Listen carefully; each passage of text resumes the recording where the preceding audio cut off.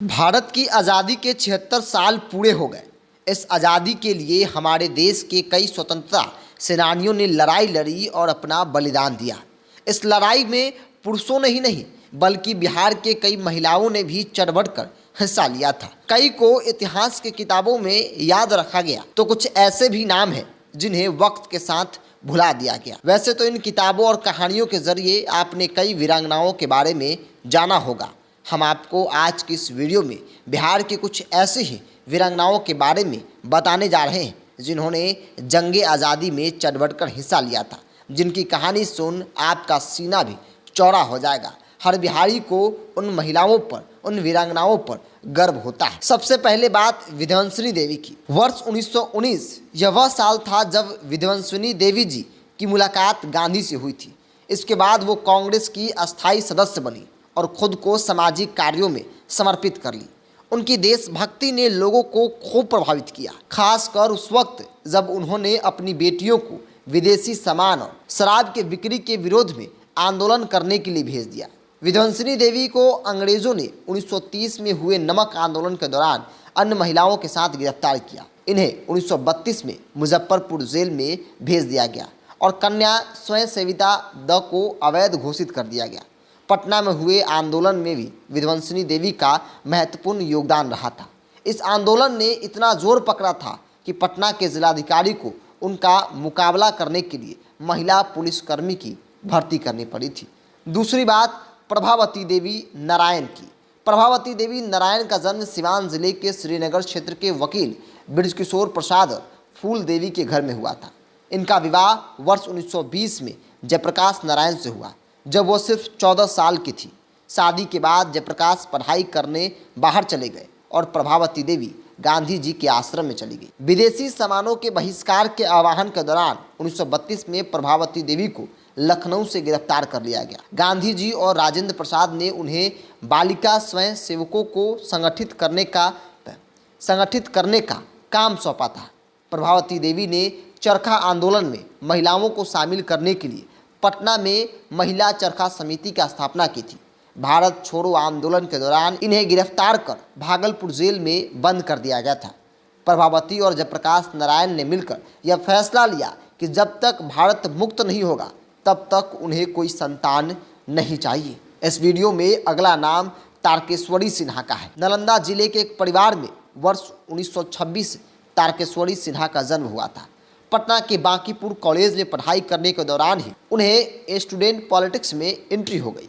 बहुत कम ही उम्र में बिहार के बड़ी छात्र नेता के तौर पर उन्होंने पहचान बना ली। महज 16 साल की उम्र में उन्होंने 1942 में अंग्रेजों भारत छोड़ो आंदोलन में चढ़ बढ़कर हिस्सा लिया। तारकेश्वरी बिहार छात्र कांग्रेस के अध्यक्ष चुनी गई थी। वो उन लोगों में से थी जिन्होंने नालंदा में महात्मा गांधी की अगवानी की थी।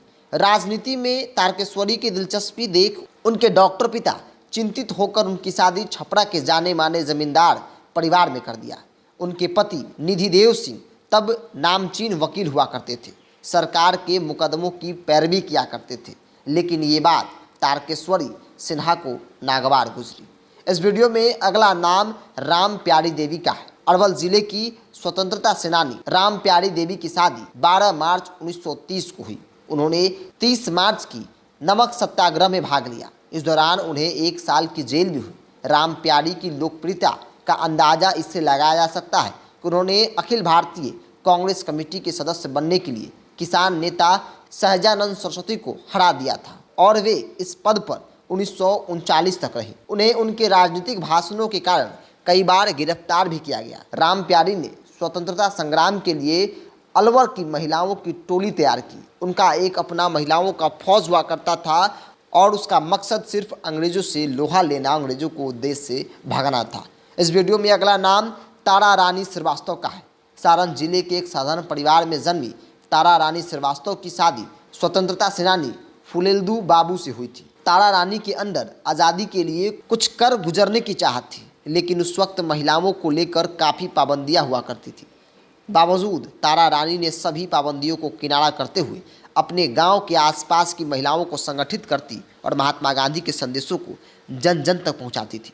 वह अपने पति के साथ अंग्रेजी शासक के खिलाफ विरोध मार्च निकाली। तारा रानी 1942 में गांधी जी के भारत छोड़ो आंदोलन के साथ जुड़ी और कई बार वो जेल भी गई। तो ये उन महिलाओं की कहानी है जिन्होंने अपने देश की आज़ादी की लड़ाई में बड़ी भूमिका अदा की। आमतौर पे इस देश में जब भी चर्चा होती है तो पुरुषों की होती है, लेकिन कई किताबों में इन नामों का जिक्र आपको नहीं मिलेगा।